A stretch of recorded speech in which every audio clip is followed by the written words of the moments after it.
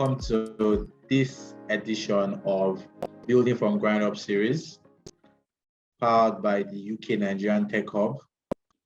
Welcome, everyone. I'd like to meet you. I'd like to hear from people that are around, just in the chat section. Just talk about yours. Just mention your name and where you're from, what you do. Welcome to this edition of Building from Ground Up. In today's edition, we're going to be looking at what it takes for startups to achieve operational excellence.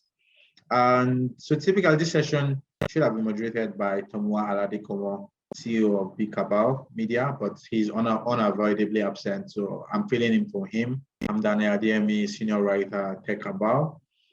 So yes, I have my colleague Adeyemi who would be moderating the chat section. So yeah, all right. Nice to meet everyone. Bawa, Lagos, from Lagos. Nice to meet you, Paul. Nice to meet you. Hello, Dupe. Nice to meet you. All right. Just keep it coming. Nomsebo from South Africa. Nice to meet you. Victor from Lagos. Afua from Ghana. I hope I got that right. Welcome everyone. Welcome. All right. Okay, so we're about to start now. We're starting now. Before we get to the conversation with our guest speaker, I'd like to introduce a representative of the UK Nigerian Tech Hub. Introducing Adeyemi Sokon, Country Director of UK Nigeria Tech Hub, to give us a short address. Like I said at the beginning, the Building from Ground Up series is powered by the UK Nigerian Tech Hub with TechCabal as an implementing partner. So Adeyemi, if you're ready, you can just, okay. All right. So she'll soon be here in a bit, but I will just read.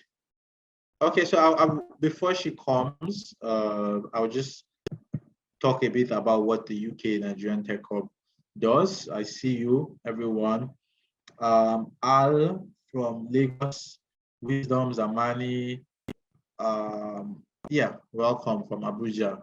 Welcome, everyone. Welcome, Ifeanyi Ukwoma. Welcome, Oluwa Timileyin Ajishe Butu. Welcome, Izine and Imo. All right, over to you. Hi, everyone.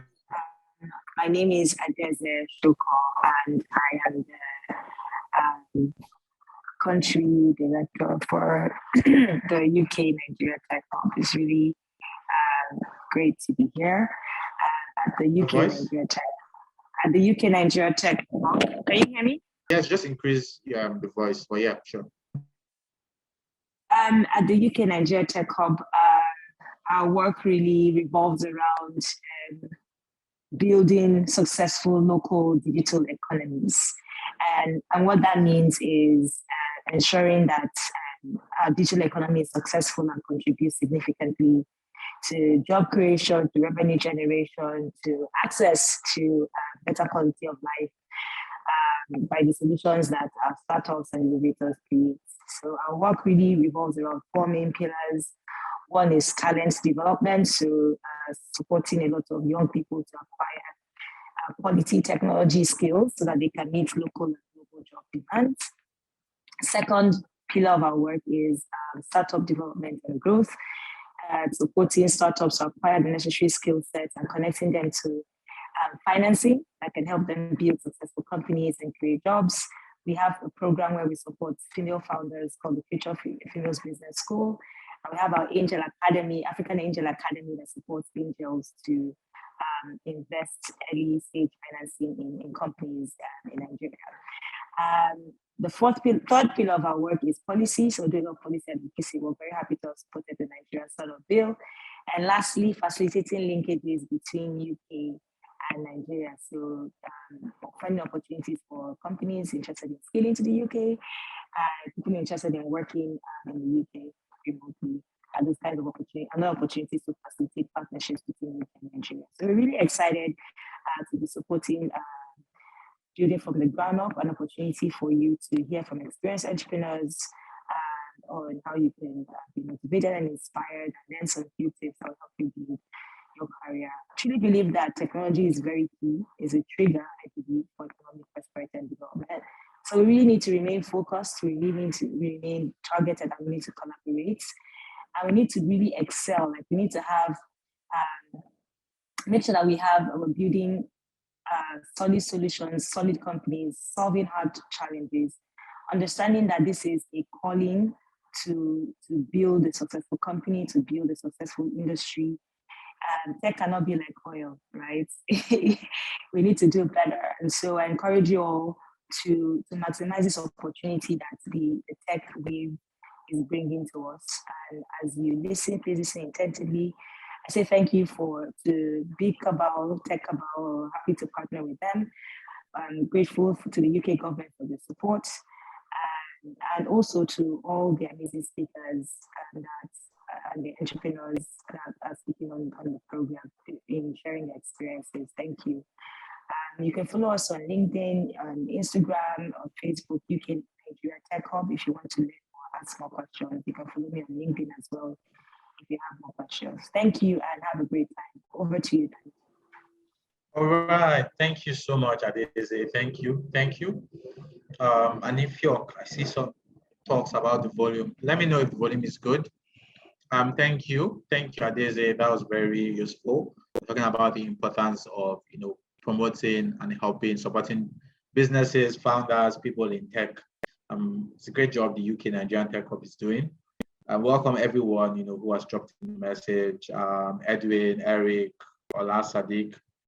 Yeah. So now we're going to move into the main reason why you're here, which is to have a conversation with our guest, Femi Adeyemo. But before I introduce him, I'll read a short citation just to let you know who Femi Adeyemo is.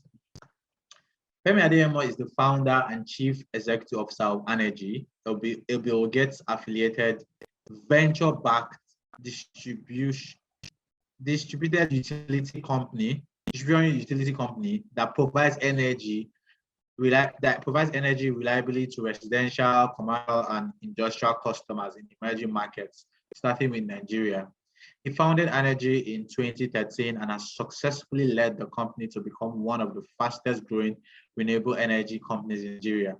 In 2019, Femi led Arnergy to complete a $9 million Series A equity round with capital raised from 4 Tier 1 global investors. With over 17 years of versatile experience, Femi is particularly skilled at deploying technical and innovative solutions with strong project management and operational excellence to achieve high availability and reliability in operations, ranging from telecoms to solar energy. Prior to Arnergy, Femi worked in several firms, including Huawei, Telino, Omantel, and Cornea Consulting. In these roles, he handled several large-scale projects, including a national rollout of four mobile telecommunication access networks. He was also the single point of contact on the rollout and the managed service operation project to multinational telecoms original equipment manufacturers, including Ericsson, Huawei, Nokia, across Nigeria, South America, and Asia, from the startup phase to nationwide scale. His work has been featured in CNN, BBC, Bloomberg, Reuters, and several other international and local press. So, having said this, with this, I'd like to welcome Femi Adeyemo. I see him there. Hi, Femi. Can I unmute your mic? Hi, Daniel. Yeah. Good morning, everyone, and thank you for having me today. And to the audience, good morning, everyone. I believe it's morning wherever you are now. Yeah, so good morning. I look forward good morning. to having an exciting conversation this morning. Awesome. Yeah, thank you. Good morning, good day, good night, wherever you are. Yeah, one of the greetings we'll cover. But yeah, so nice to be here. All right, so we're just going to get right to it. One of the first questions I have, and it's also a question that someone had asked is, what informed your decision to build Arnergy, and what's it been like building in Nigeria's energy sector for 9 years? All right.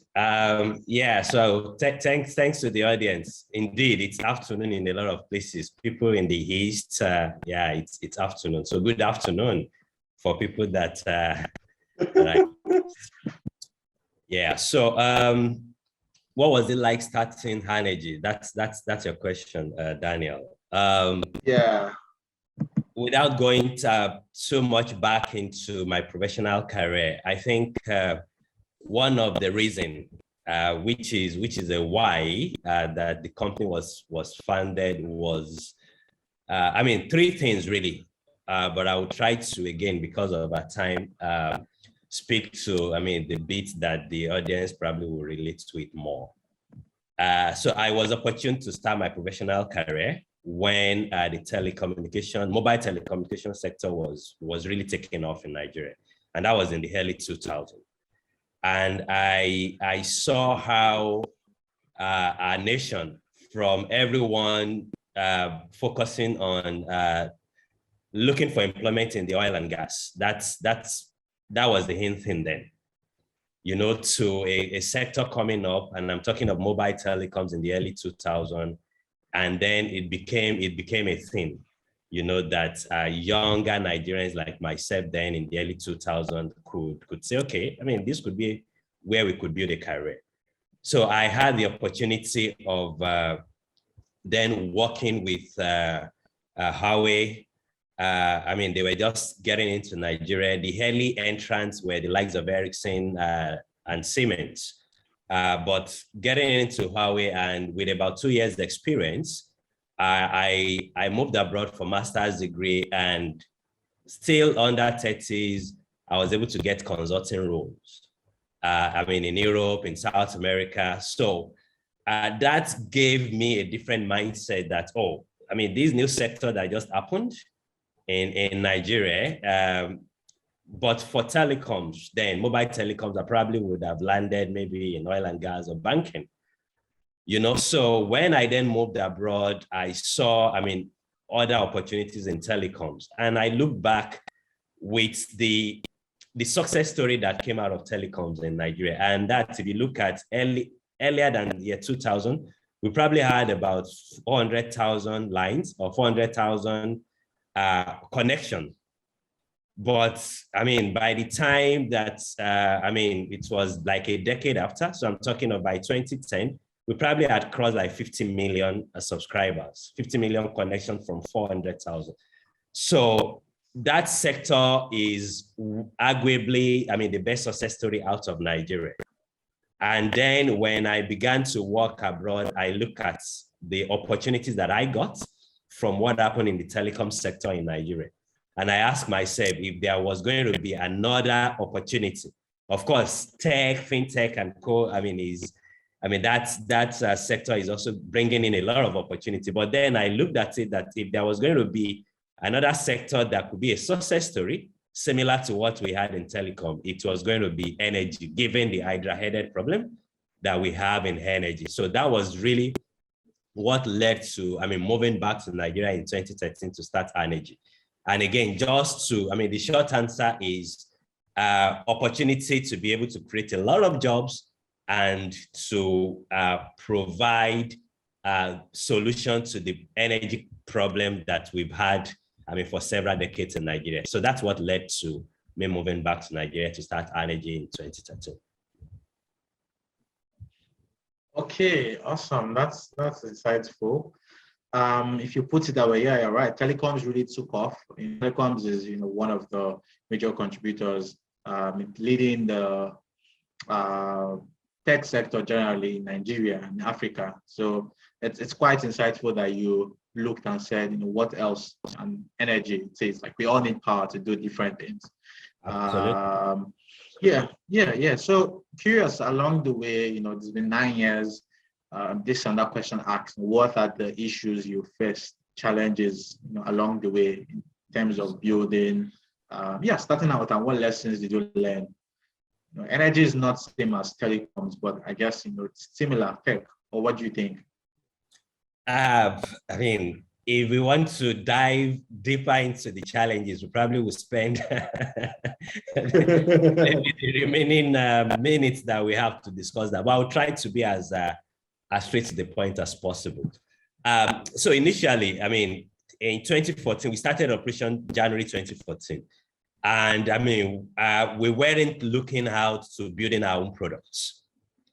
I mean, today, Arnergy is a software product. Sorry, Arnergy is a software company, at the same time an hardware company. So we build software, we build hardware. We have full stack software engineers, embedded hardware engineers, product engineers.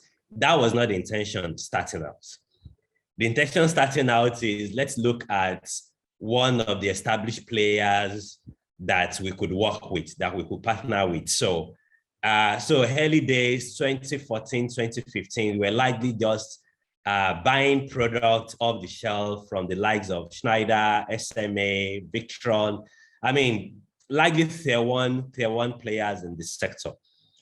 But it became clear at some point that for us to have operational excellence, right? For us to be very, very swift, for us to be able to scale, it became very clear that we'll need to have what is called standardization in our product offering. It became clear that we need to have a very clear USP. And given that, even though we have the largest markets in Africa, I mean, if we dive into the details of the energy disparity that we have, I mean, data support all of what we do.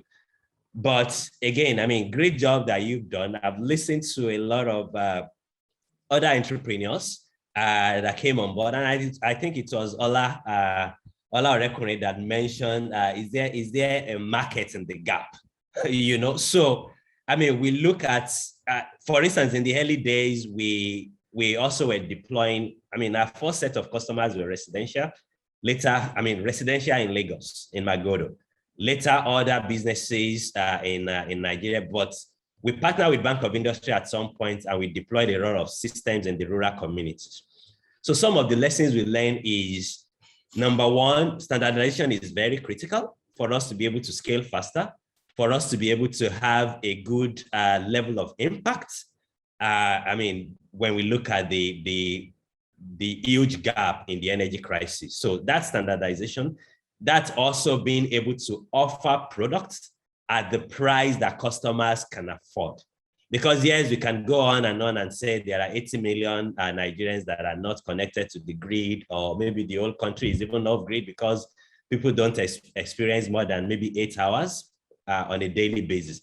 But the ability to be able to develop products at the price point that people are able to pay.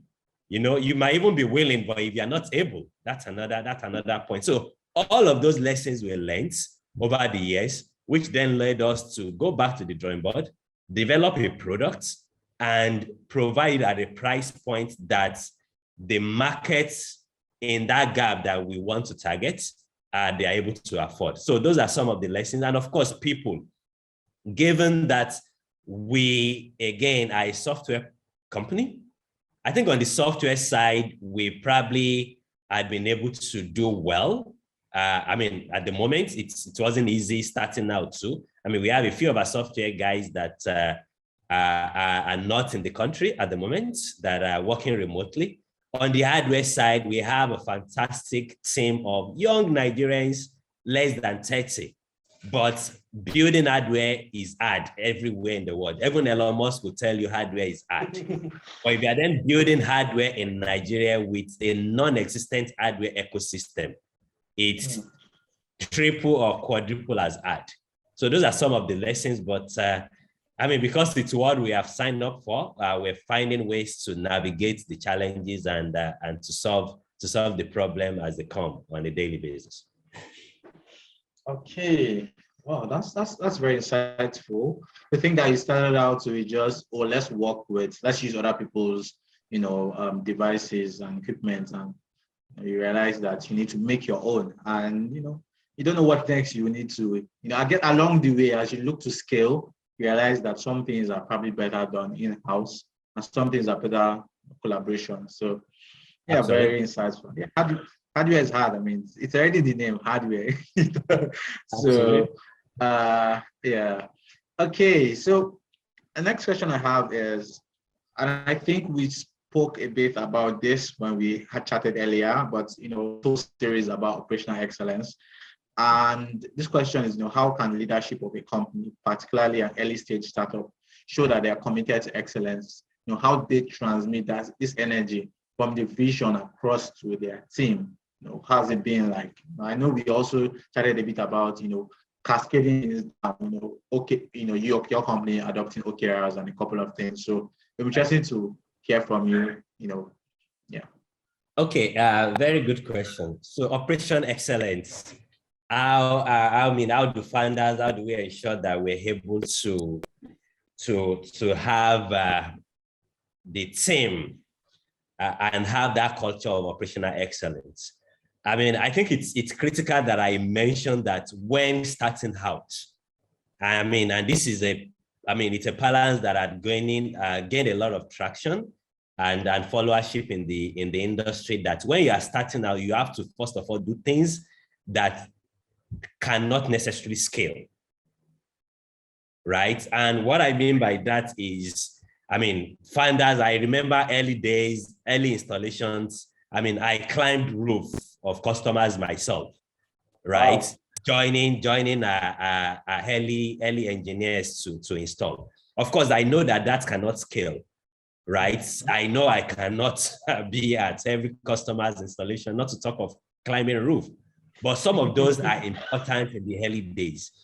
And some of what those helped us with is the early days, staff knew that when it comes to the quality of installations, when I onboard, every of our team members today, I'm still part of the onboarding process. After, they have gone through, every other department, I try to spend 30 minutes to 1 hour with our team members, and I ensure that I show the first installation that we did, which was January 2014. And you will see the level of, the quality of installations. Even though it was 2014, you won't see cable flying around left, right, center. So that's where operational excellence comes from. But it starts from doing things that can't scale, but showing more or less manually, right? And then as you then scale, try to then put process in place, process that can then help to scale. And operation excellence, as founders, Arnergy is one organization that, 2014, energy was not, energy in general, and I'm talking of the sector now, was not one that investors were jumping on. So we actually bootstrapped for about 5 years before we raised outside capital. So that means that we also did not have the luxury to hire a lot of C-level people or specialists. So we had a lot of generalists in the early days, but what that also means that from the top, it was clear that people need to get the job done. So that's where operational excellence comes from. Early days, you have to do things that can't necessarily scale, but as you're doing those things manually, let people know that based on the culture and the fabric of the organization, you have to do things right. And when you're talking about energy, as at 2015, we started having hospitals that were ditching their generators for our solar solutions. You can't power an hospital that is going to use your system to maybe operate on a customer. And I recall, I think it was 2017 that TechCabal wrote a report, about Arnergy. I recall one of our prospective investors then even sending me a note that, hey, Femi, is TechCabal talking about Arnergy? This was 2017. And I said, yes, that was an hospital that we had powered that TechCabal visited. I remember Larry, was the one that authored the article then, So as far back as then, it was critical that operational excellence is important. This is hardware, it is technology. We know that it cannot be 100%.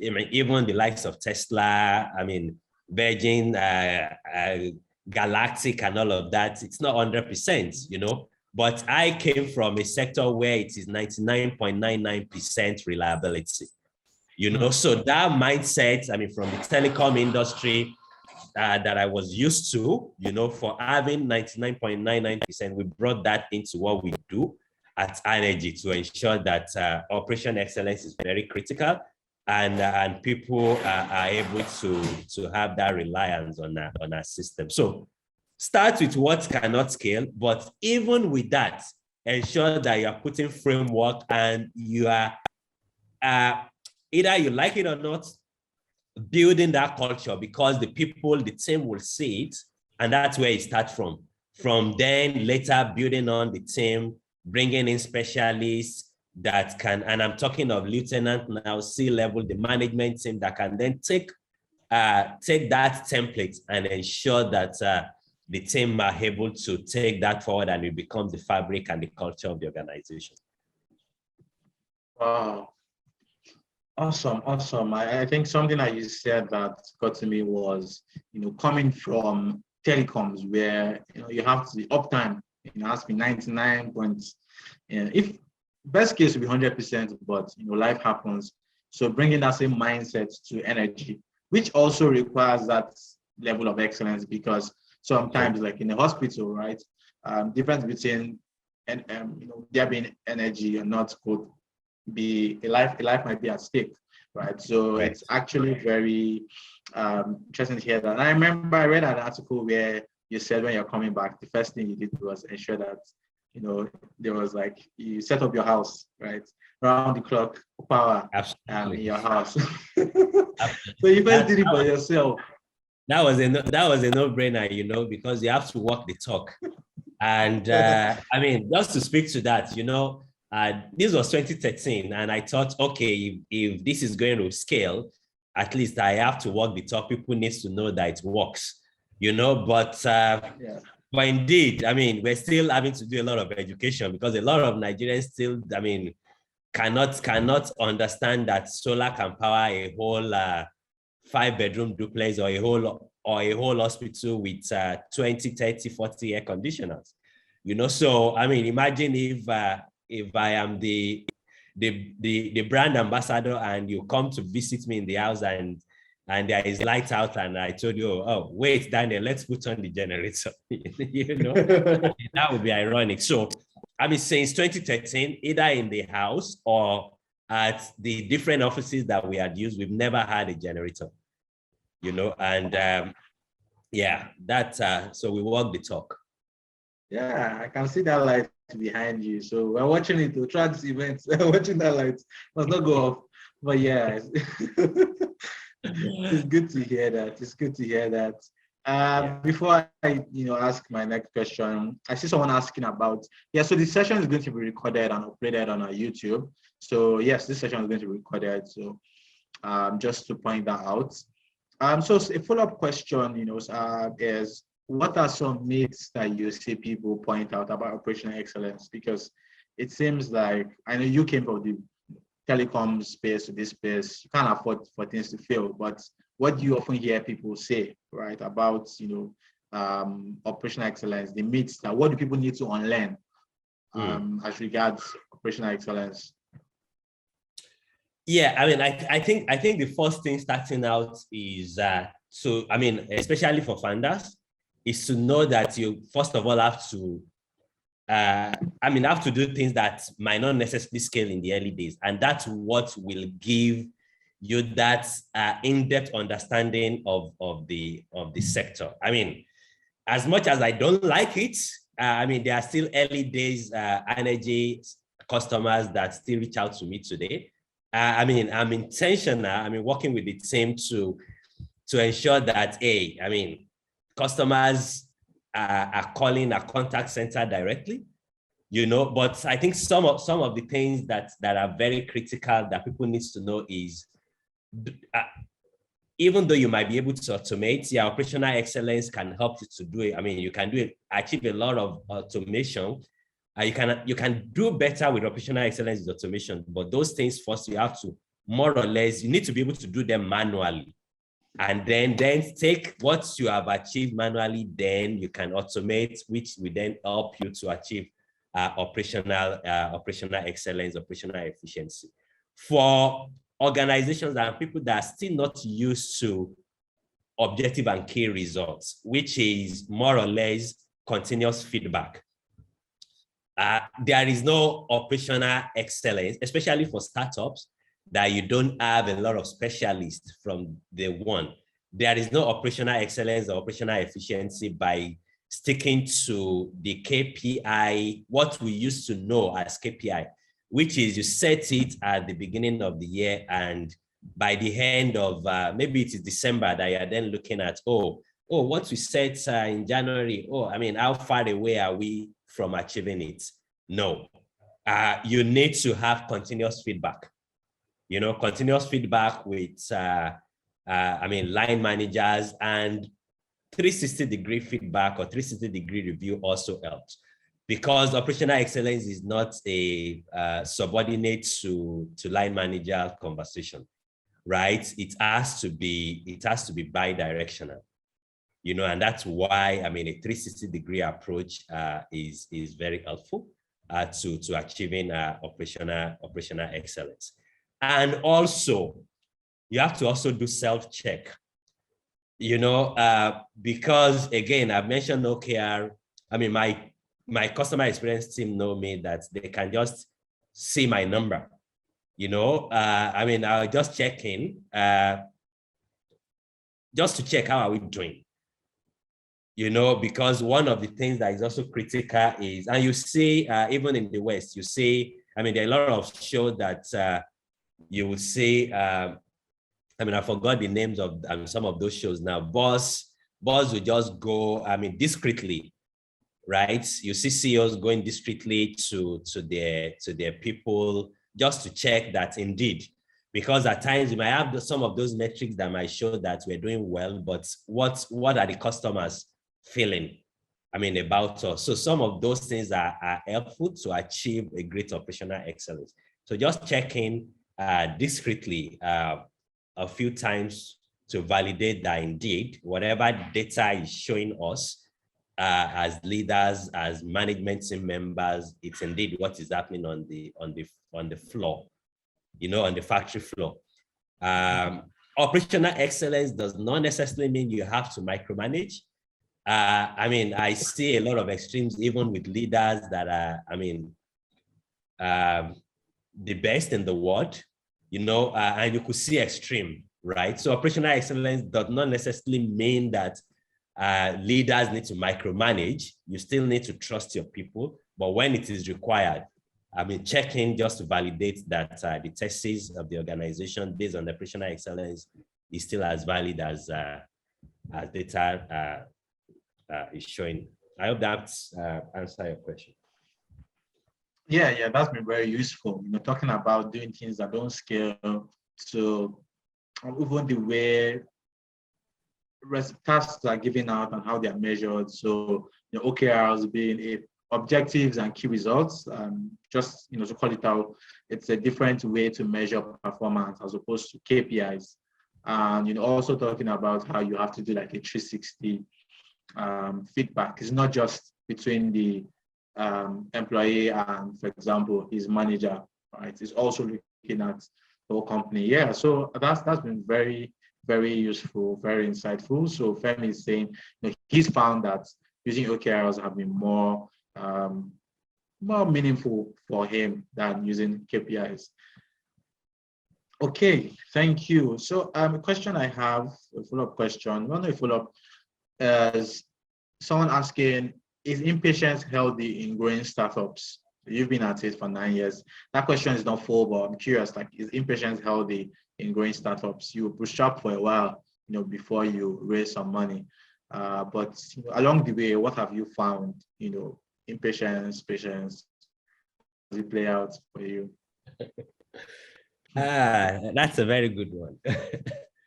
All right, so I think that there has to be a good balance of both, right? And it has to be less of being impatient, really. But I think as entrepreneurs, I mean, you know, there is that bug. When that entrepreneurial bug has bitten, I mean, you just seems to go on and on and on. I mean, some of my people will tell me that, Femi, you don't know how you do it. And I mean, these are people that are super performers that could do 20 hours a day. I mean, not saying that that's healthy, right? But when that comes from people that, I mean, are probably even putting in more hours than investment banking folks, telling me that, hey, Femi, we don't know how you do it.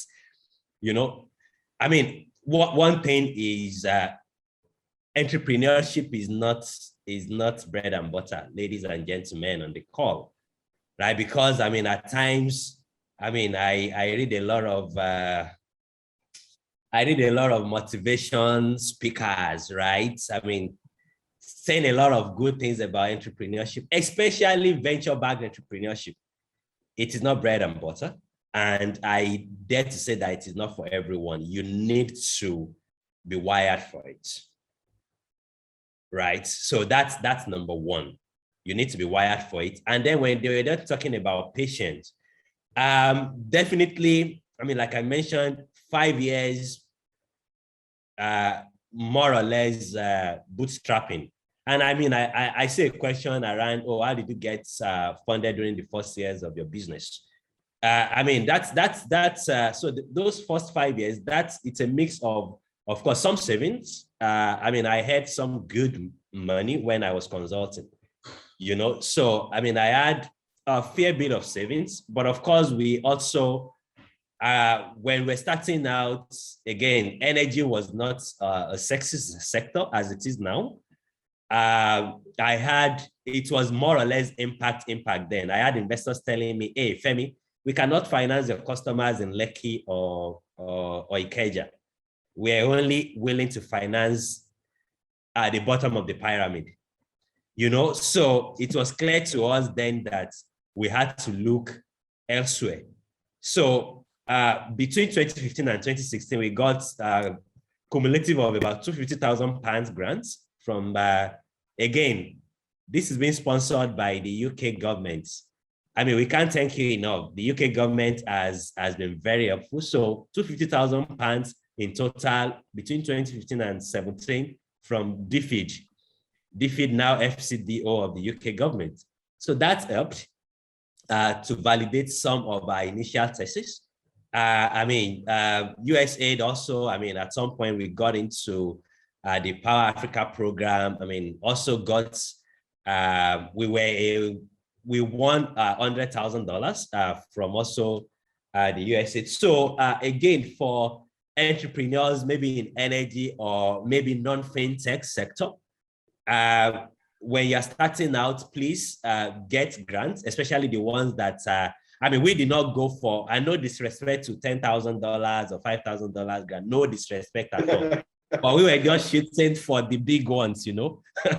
I mean, because we knew that we needed a lot of money to be able to prove, especially when it became clear that we needed to build our products. I mean, by the way, the blue boxes that everyone knows, I mean, with us today, it's built. That blue box is built in Nigeria. We design it ourselves and it is built in Lagos, manufactured in Lagos. So again, so then on the inpatient, I mean, I can tell you that there will be times that you have to be impatient, especially as an entrepreneur. I mean, there had been times that some of my leadership team member would then call, Femi, I mean, that's not you, that's another side of you, you know. But I mean, ordinarily, I'm an easygoing entrepreneur. I don't fight. I mean, you will see even from our investors, a lot of them will say that, hey, I mean, you are humble and all of that. But there are times that, I mean, you need to show the other side too, you know. Number one, so that people don't take you for granted. And I'm talking of even, for instance, there had been an instance where I needed to deal with a situation and an employee came to me that, hey, CEO, you have to apologize. And I said, on this one, excuse me, there is not going to be any apology. You know, so I would say that where I sit, I mean, I stand to be corrected. My team members might be in the best position to gauge, but I would say that maybe 80% on the being patient side and 20 on the impatient.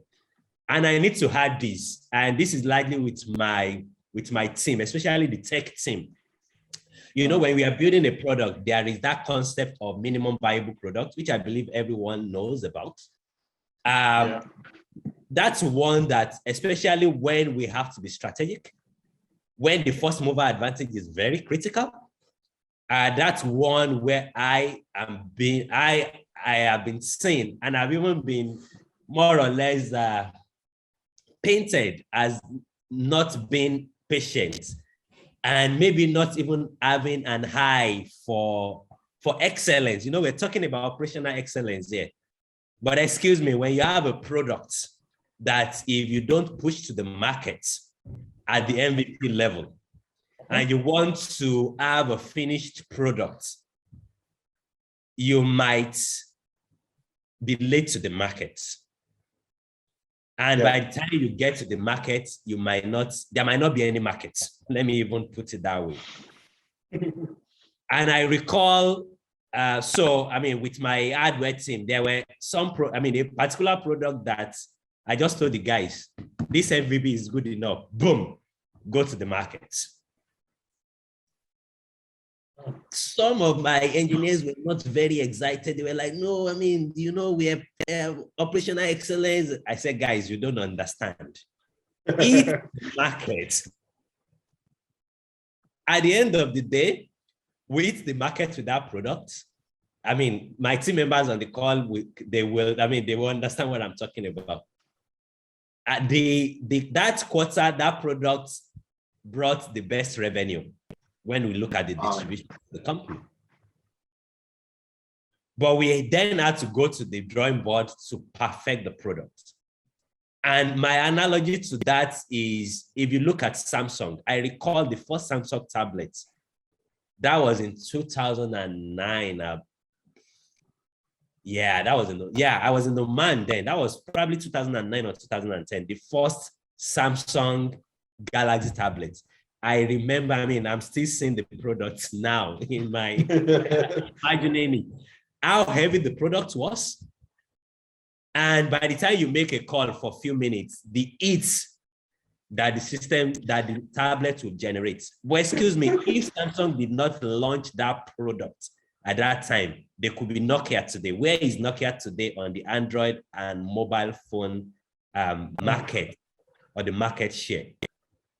Yeah. So a level of being impatient is important for entrepreneurs, especially when you have an MVP that you know can provide, again, as that word, that minimum viable product, right? That customers can say, okay, yeah, it's not perfect, but excuse me, it's better than having a generator making noise and causing a lot of havoc in my home. We just launched our iOS app. This month, right? February, or maybe, definitely this year, but we've had Android. And we've mentioned to customers that, hey, you can monitor your energy on the go, wherever you are. But MVP was Android, which was not perfect, but we had to launch it. I think, that was a long answer, but I hope that I've been able to pass the message across on patient and being impatient. It's the right mix of the two. Yeah, yes, you have. Thank you. And you've even touched on, how you are able to finance the business in the early days, right? A mix of savings and grants. Thank you for mentioning that, so that people know, especially in certain sectors, there are more grants available. So he said it actually, savings and a lot of the big grants, like he said. Thank you. That's very useful. I see some people dropping questions in the chat room. Please move your questions to the Q&A section. I saw someone ask a question about cost of acquisition. Can you move that to the Q&A section? It's a very brilliant question, but it'd be great to have it there so that we'll soon start asking Next, after this question, Q&A. So move your questions to the Q&A box. All right, so next question is, what should the government be doing to ensure that Nigeria is not left behind in the use of alternative energy? I remember a few years ago, I think there was this initiative by the government where you can pay for solar instrumental. I don't know how far that project has gone. You probably know these things better, but I'm curious, what can the government do to support alternative energy, the use of it? Okay, very, very valid and very good question. And this is one area that I have to give government some kudos. And of course, also will advise, as I've always done, right? So indeed, government has done a lot in recent years to support the sector. And I will mention a few of those. So there is a program called the Nigeria Electrification Project, which is, it's a World Bank supported project of about $350 million. Where it has about 4 different segments. We have the energizing education, and a few of the people in the audience might have seen some universities that have been powered by solar now. Bayero University Kano is one. There is one of the state universities in Ebonyi that is also a beneficiary of that. I believe one in Bauchi. So that's a government initiative. Before then, I remember as at 2017, again, we had the projects with Solar Nigeria. Again, that program was funded by the UK government, where we were in Kano and Kaduna. So UK government, the people in the energy sector in partnership with the Manufacturing Association of Nigeria. And we did this, it was like a week tour, 2-3 days in Kano and then same amount of days in Kaduna. And we looked throughout the country for an 100 kilowatt solar deployment. We could not find one that was purely commercial. Anyway, to cut the long story short, UK government came, provided some grants. Of course, there was the Power Africa 2, which the US government and a few of the other European governments supported. But back to the Nigeria Electrification Project, the government is supporting the universities. There is also on the mini grid side. There's also on the solar home system side, which is, which we're a beneficiary of that. We were able to do, put some of those grants in some education, customer education that we have done recently. So second half of last year, we're able to put some of those grants that we got from the Nigerian government, which was, supported. It's likely a loan from the World Bank, really. And we put likely most, I can see 100% of the money on adverts on channels and CNN, just to put one of Arnergy's customers that had experienced a total change in standard of living and living generally. So indeed, government is trying, but what I will say, right? And the regulators, REA, Ministry of Power, if representative of those agencies that are on the call, I've said it over and over again, that as much as we are happy to provide a lot of those grants to the rural communities, the economy, and I'm talking about Nigerian economy, for a seeming youthful population to be able to stay in Nigeria, right?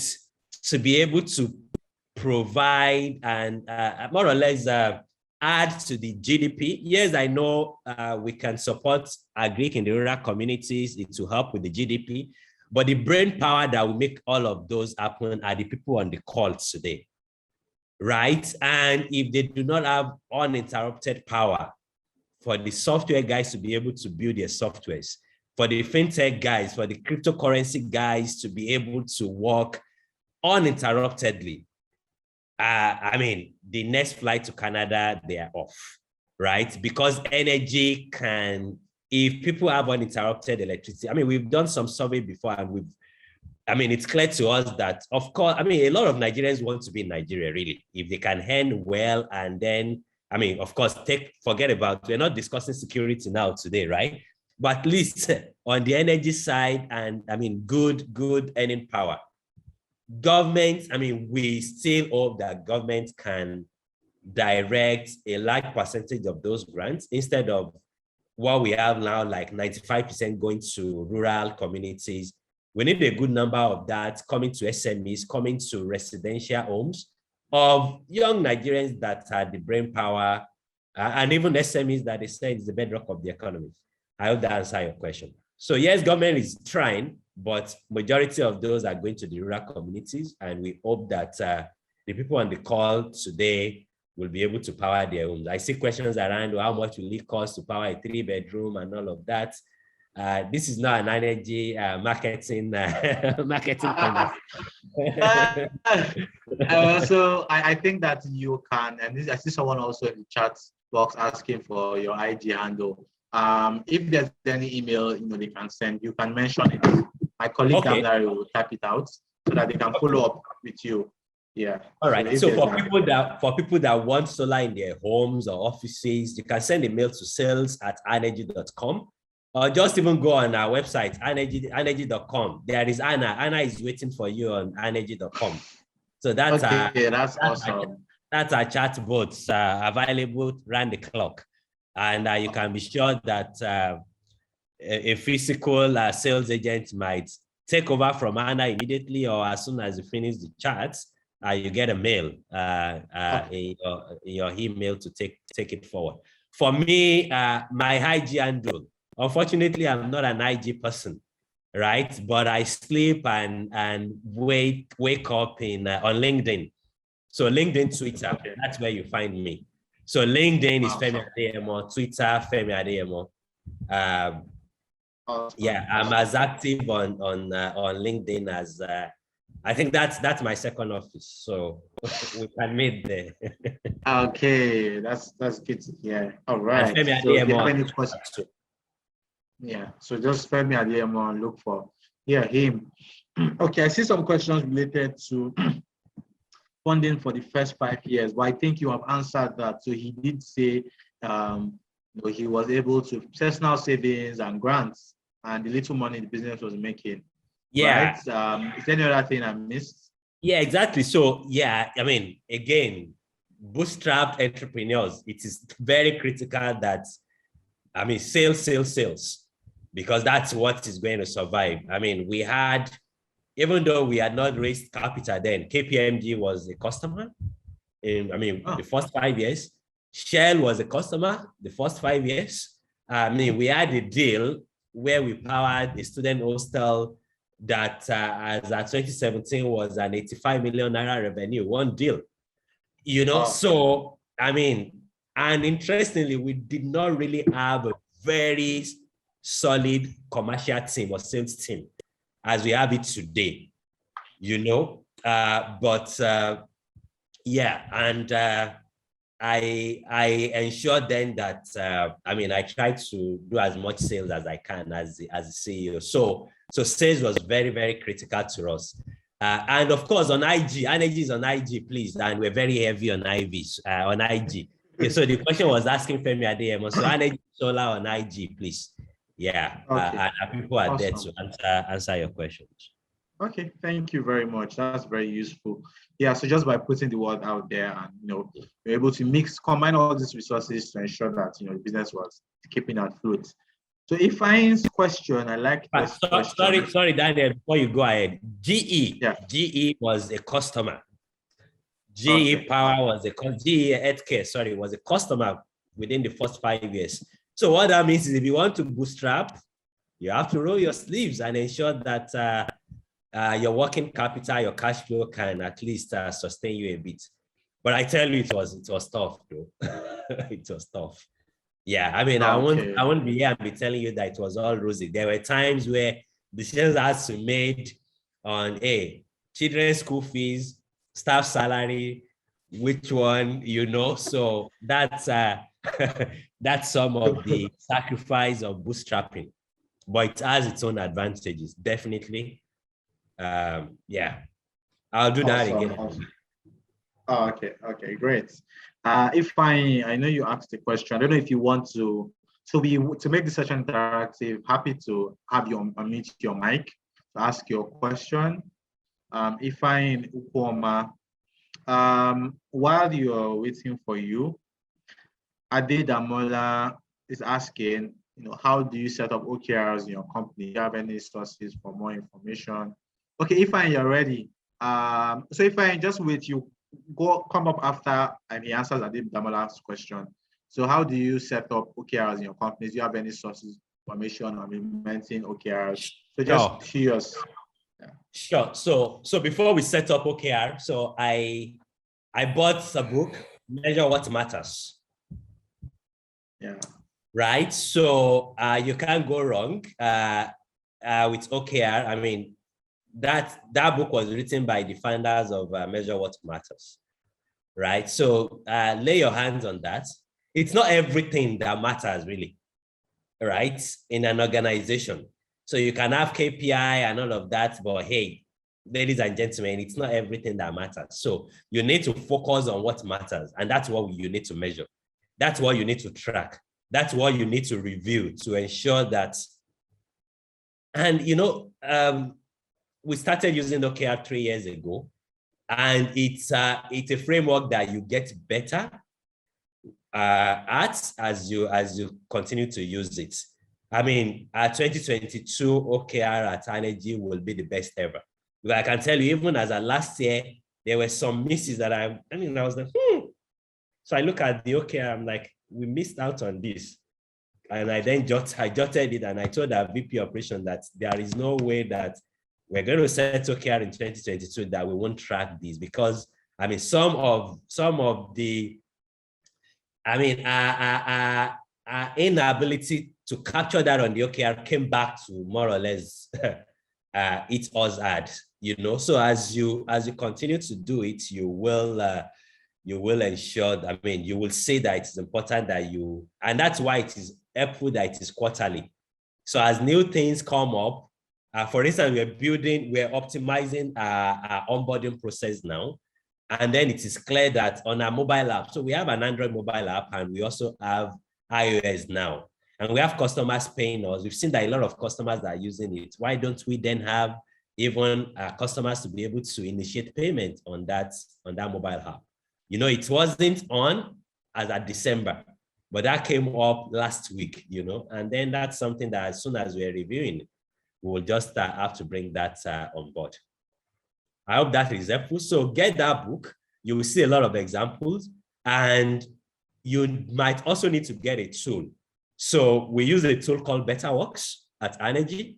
I believe that there might be some Google employees or Intel on the call. I understand that, maybe one of those two other organizations also use BetterWorks, and they deploy OKR. We've seen that it's a very useful tool too, because you have continuous feedback almost on an ongoing basis.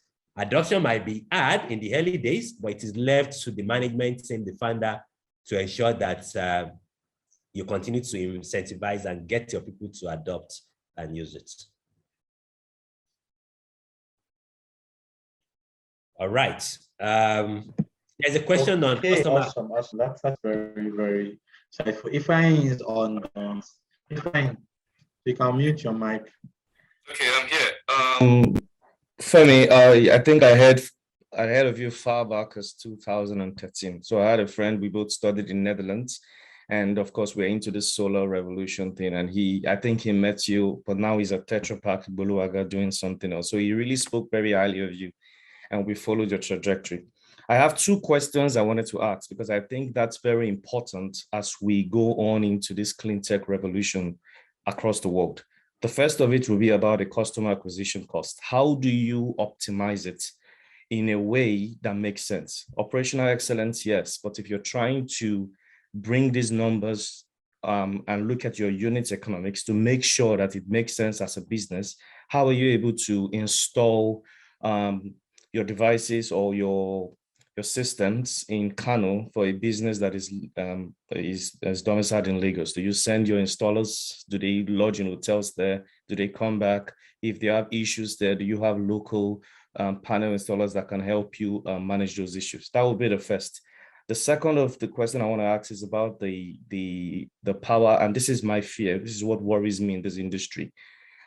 Because of the franchise agreements, when they sold these distribution companies, they have the hold on the market. Clean tech is going to take hold, whether we like it or not. People are going to go into solar panels and windmills and those sort of things. I fear that the distribution companies, through their franchise agreements, when they bought these distribution companies, would try to disrupt this whole thing, and Nigeria will be left behind. So we can build all the software, all the hardware. I am concerned. What are your thoughts around how energy companies or tech-enabled companies can play in that space? Thank you. If I thank you for the compliments, I appreciate that. Question on customer acquisition costs, very spot on. And interestingly, I mean, I see some of my team members are on the call. So customer acquisition cost is on operation team OKR, so you know, right? And we are intentional about driving that cost down.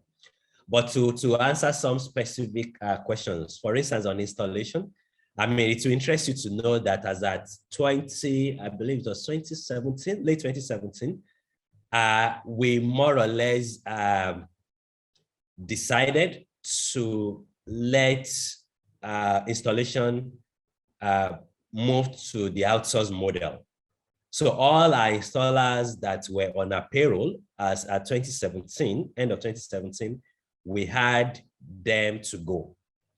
But of course, some of them, what we did is some of them, and these are some of the success stories that I'm very proud of today.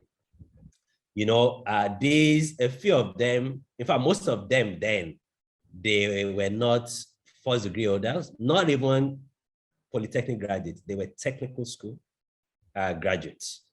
And we asked them to go set up companies and then come back to Arnergy. In fact, some of them seeded some equipment to them. So what that did for us is it reduced our customer acquisition cost. On the installation side, we don't send engineers from Lagos to go and install in Kano. That does not make any sense, right? So we have, and we continue to onboard more. Again, even on that particular line, onboarding more, pan Nigeria, even, I mean, we have some installations in some Francophone countries. We are not sending guys. Again, without being modest, that is my bread and butter from where I was coming from. You know, I mean, when I worked in South America, in Suriname, I had installation partners from Brazil, from Mexico, from India. So that's one of more or less my bread and butter, you know. So we ensure that we have a dispersed team across the country, and we continue to onboard more. I mean, telecom is one of the verticals that we're seeing a lot of growth. I can tell you as of today, we have our systems in Yobe, in Borno, I mean, in all of those locations, quote and unquote, you know what I'm talking about, right? So, and we don't have to send guys from Lagos going to those locations. On the other side of customer acquisition is even acquiring the customers themselves. So we have these schemes called Solar Angels, where we have people on the ground in Kano that are not on payroll, that are speaking to customers as we speak today about energy. I mean, earlier this week, I mean, because I'm part of a lot of a group, email group, I see inflows from Kano, right? And installations in Kano. So I can tell you that we're very heavy in Kano, in the north in general. I think we have installations in 33 states out of 36. We don't have any in Sokoto. I'm already seeing some from Sokoto, Zamfara, and maybe Kebbi. I think those are the 3 states, and I'm saying that we're having some inbound. And again, thank you again, Ifeanyi, for that question on customer acquisition cost. And I'm sure that my people on the call too will learn a few things from that, because I don't joke with customer acquisition cost. Return on marketing investments, those metrics are, I don't joke with it, because it is critical that we're able to optimize those for us to be able to scale. Your second question on the larger industry, franchise area and the likes. I think that the way distributed renewable energy is today, there is no disco that can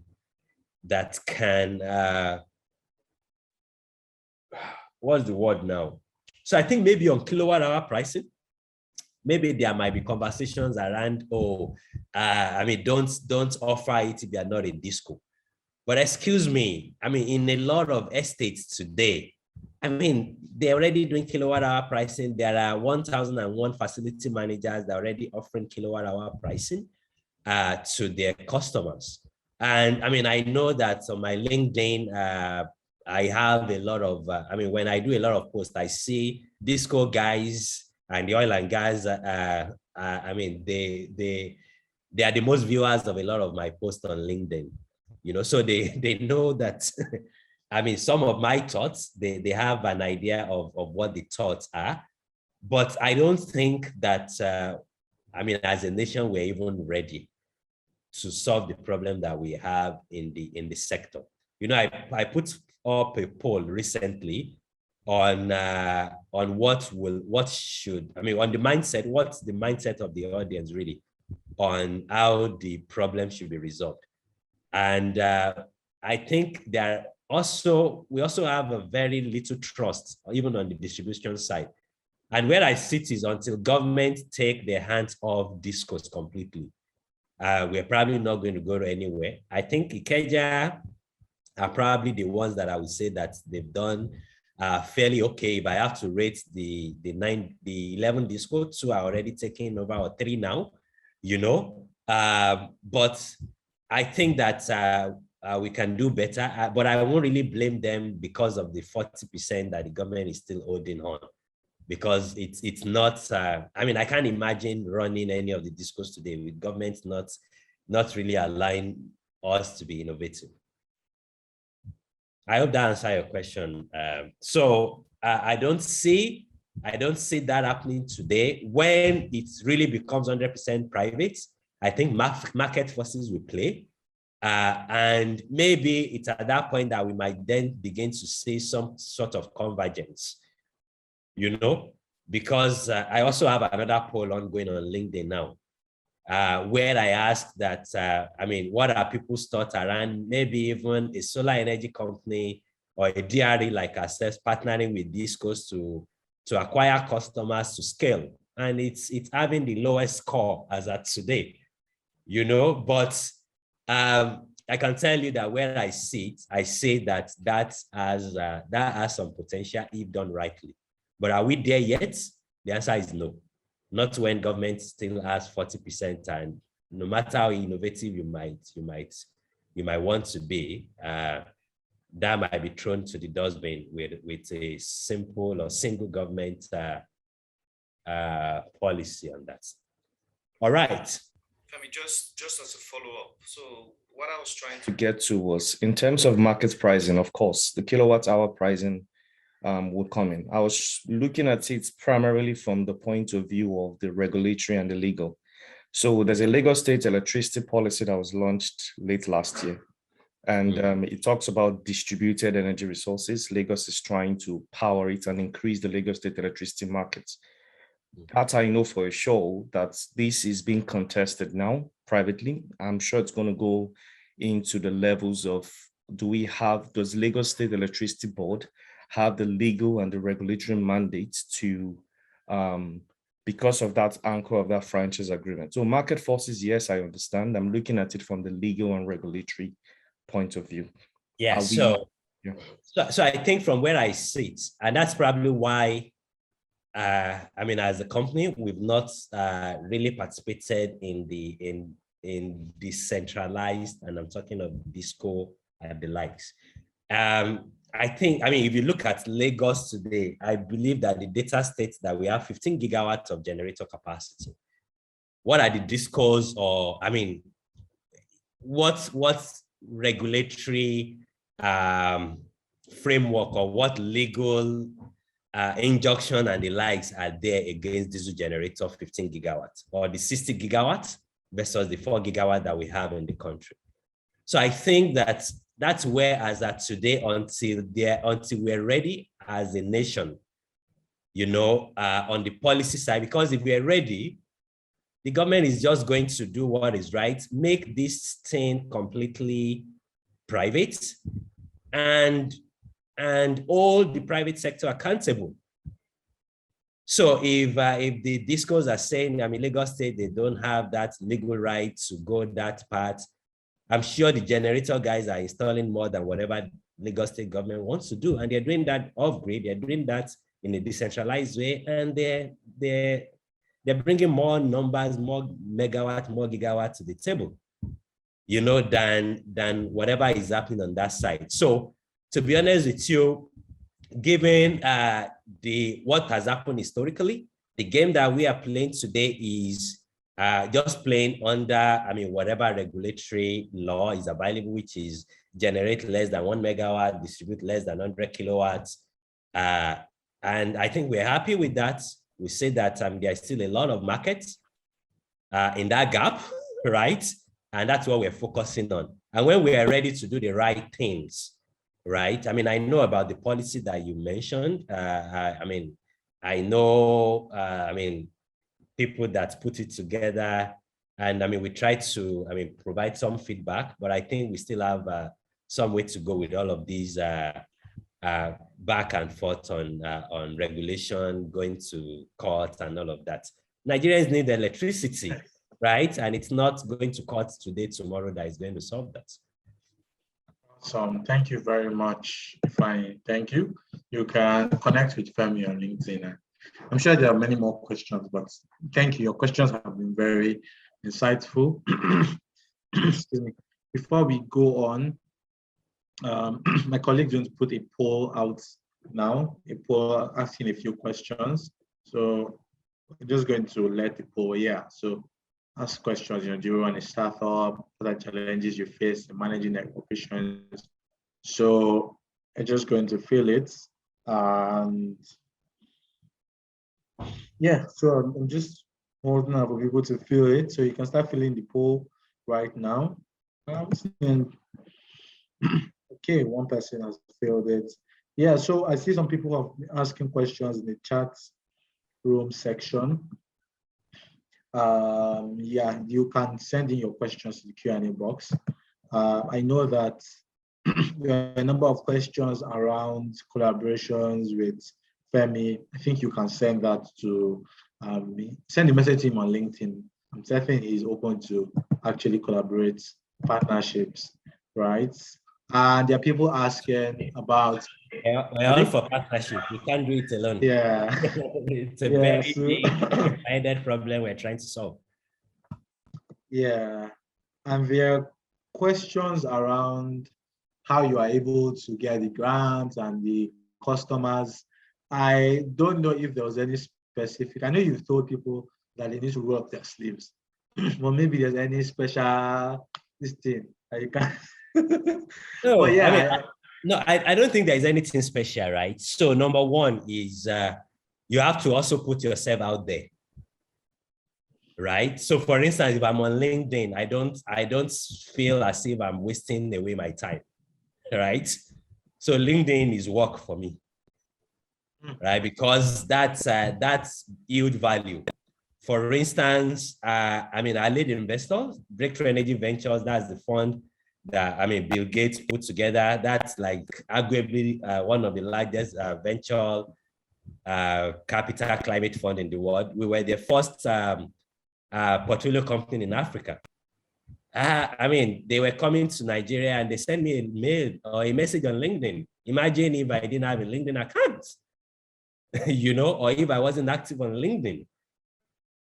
So you have to put yourself out there. And when they were coming, they mentioned that, hey, Femi, we're we were coming to Nigeria, and the people at the USAID mentioned that, hey, we are going to Nigeria, ensure that you speak to the energy guys.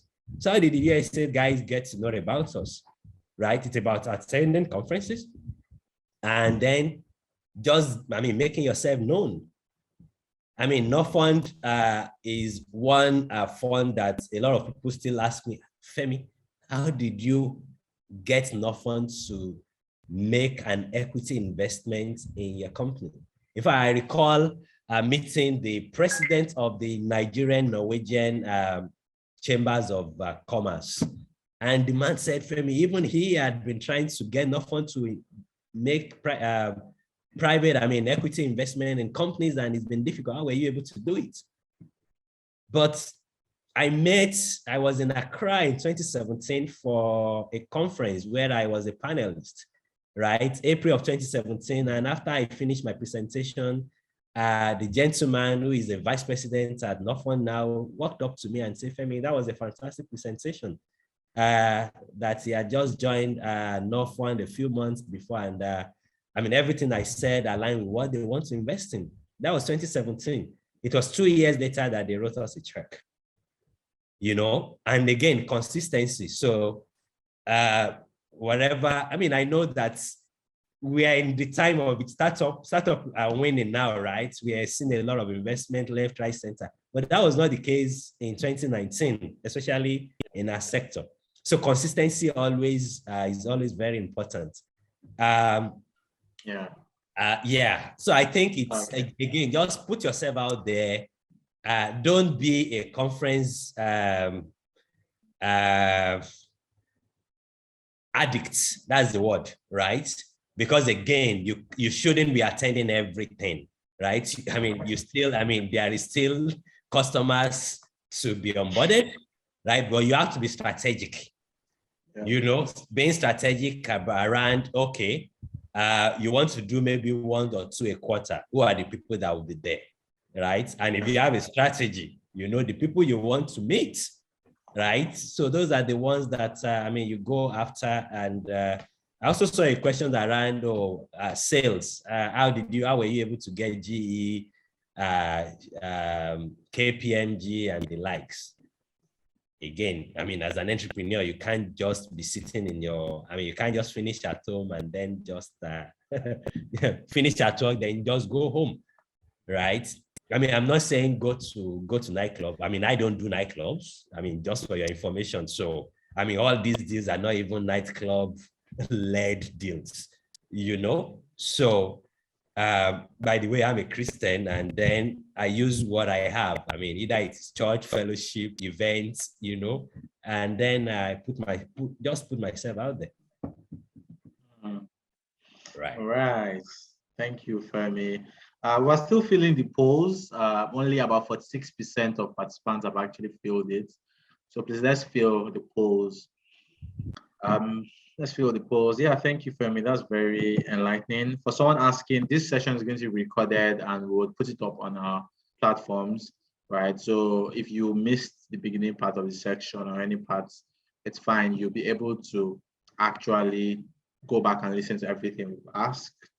So for Adeyemi, I don't know if you can come up to ask a question. I know there's someone asking about market opportunities and challenges. So mini grids versus solar home service. So comparison between the two. I don't know the difference, but the one that does. I guess that makes sense, right? Yeah. Okay. That's the anonymous question, right? Yeah. Although I think Ayola Bolaji has also asked, which is more accessible, solar home systems or mini grids. So similar questions for both people. So I think it depends on you, right? Depends on the entrepreneur and what you are trying to achieve. So it's there is no gainsaying that with mini grid, it's still not commercially proven, and most of the players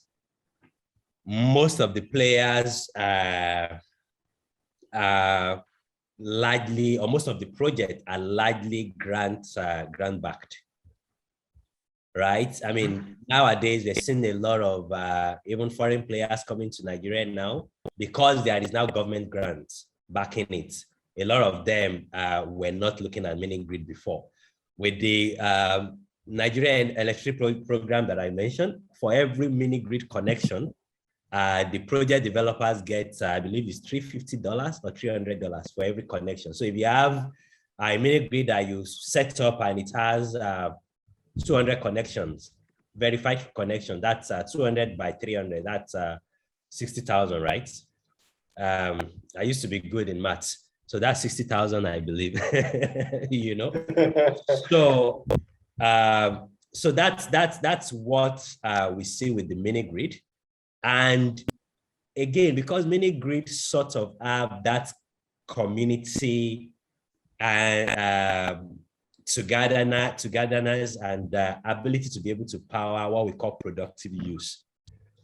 You see that government tend to support mini grid more because, of course, there can also be tape cutting, right? I mean, we have 2 mini grids that we built when we partnered in the early days with Bank of Industry, where, I mean, there were even big celebration, big events. That was in Edo and Osun State. I recall the first one. In fact, the first one, the MD of the community asked that they wanted to give me chieftaincy title, but I told them that, I said it, I'm still young, please. I don't need it. Just pass it to the MD of the Bank of Industry, you know? So, so that's more or less paparazzi, right? Comes with the mini grid. But that's not saying that you can't have something similar with solar home system. We powered a home in Port Harcourt in partnership with the Women in Shell network recently. And that also had our blue box covered, and then there was tape cutting, you know, so that's also possible. What I believe is it is faster to scale with solar home system. You can reach wider. You can even go to a lot of countries with solar home system, especially if you're able to have a model that scale. I mean, the companies that have scaled more in the distributed renewable energies sector are really the solar home system, especially the smaller ones. I'm talking of the likes of Delight, Green Light Planets. Yeah. So both are possible, but I wouldn't say one is better than the other, right? So solar home system is largely having the solar panel on the roof. You know, I mean, I don't want to go too technical. I mean, we have the ones that are very, very pico. You know, that's even smaller than small, right? Which is just powering maybe lighting and charging phone, right? But we have our own type of system, which is solar energy system, right? Which you can use to power your whole home. So I'm sitting in my home now. Again, if I have a generator, you should not even be listening to me. So since I moved back in 2013, I've never bought a liter of petrol or diesel on generator. I have a 15 kilowatt on my roof, the air conditioner, the water heaters, the microwave oven, everything in my house is powered by solar. You know, my children use air conditioner overnight, you know, and we also have customers, you know, that have the same experience. So the myth about, oh, solar is that thing that can only power a few appliances. You are letting people on the call, and as much as possible, I want you to be that ambassador. Solar can solve Nigerian problems today if we have the will. I was in Singapore in November, and I had the opportunity to sit with, to tap and learn from the Senate of Southern Australia. That's one senatorial district that had really, really scaled when it comes to solar. And indeed, the senator was telling me that even they did not have to wait for the federal government or for the government of Australia. They had to do their own thing. And some of what we did, which I am hoping that we can do, the policy that Ifeanyi mentioned, I wrote the state government, Lagos state government, and I mentioned this in my submission to the state government. One of the things that the Southern Australian did was grants, you know, like $4,000 for every maybe $10,000 watt So that's, imagine our energy 5,000 today is 4.28 million.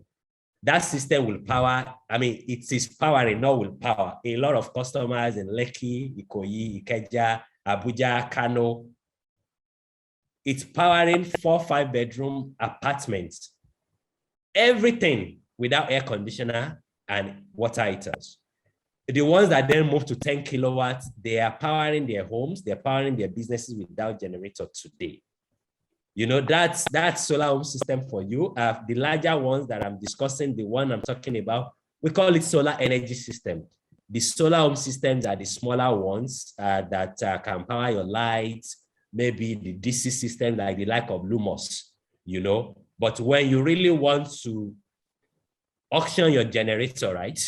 When you're tired of diesel generator price being 280 in November, 300 in December, 405 first week in February, and 410 today. It is a type of 5 kilowatt, 10 kilowatt, 15 kilowatt system. And you don't have to buy outrightly.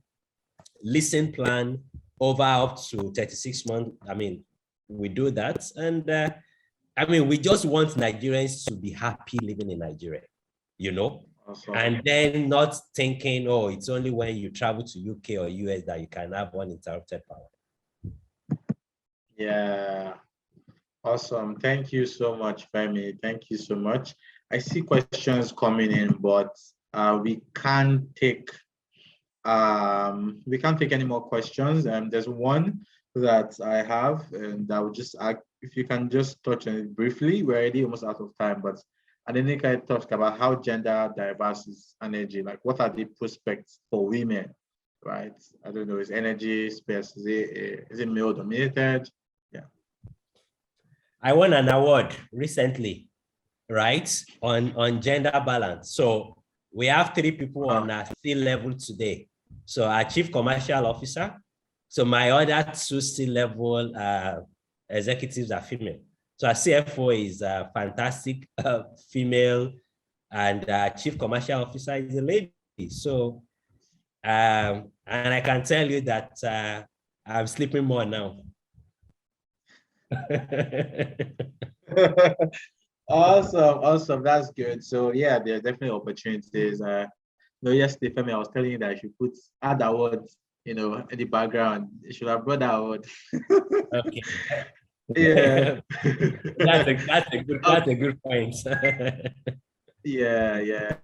But thank you, everyone. Thank you, Femi, for your time. Thank you for sharing. The questions have kept on pouring, and unfortunately, we can't answer everyone. Like he said, you can always reach out to him on LinkedIn or Twitter, sales at Arnergy. Reach out to him. Happy to share more about what he said. The post-event survey link will be shared. So we like to know what people think about this event, how we can make it better. So my colleague he's put that out a number of times. We'll put it again for you to drop your thoughts. We really appreciate your thoughts on how we can make this better. And as always, we're going to, next session of Building from Ground Up will be with Sito Ovia, co-founder and head of public sector growth at Helium Health, happening this time next week. So the link will be pasted, in the chat room for you to register. So we're looking forward to see, and have a great time again next week, talking about something different. Like I mentioned at the beginning, the Building from Ground Up series is powered by the UK Nigerian Tech Hub with TechCabal as an implementing partner.